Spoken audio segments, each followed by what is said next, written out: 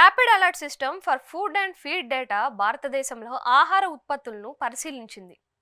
2020 September నుంచి 2024 April మధ్య కాలంలో భారత్లో తయారైన 527 ఆహార పదార్థాల్లో క్యాన్సర్కు దారితీసే కారకాలు ఉన్నట్లు ఆర్ఏఎస్ఎస్ఎఫ్ డేటా తెలిపింది.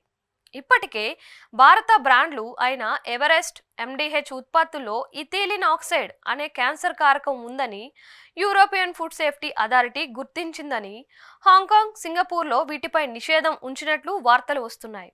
అయితే ఈ 527 ఉత్పత్తుల్లోని 87 సరుకులను విదేశాలు తిరస్కరించినట్లు తెలుస్తోంది.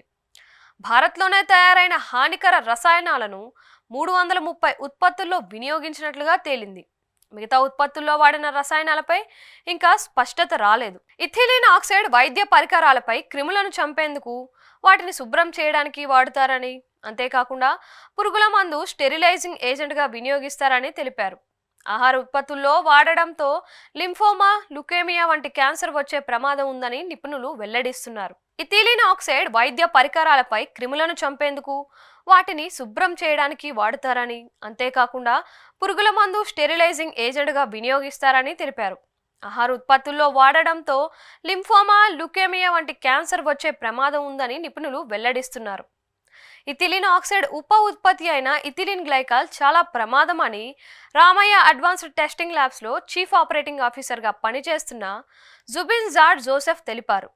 ఇథిలిన్ ఆక్సైడ్ ఉప ఉత్పత్తుల వల్ల కలిగే ప్రమాదాల గురించి వివరిస్తూ, గతంలో దీనిని దగ్గు టానిక్లో ఉపయోగించడం వల్ల ఆఫ్రికాలో మరణాలు కూడా సంభవించాయని తెలిపారు.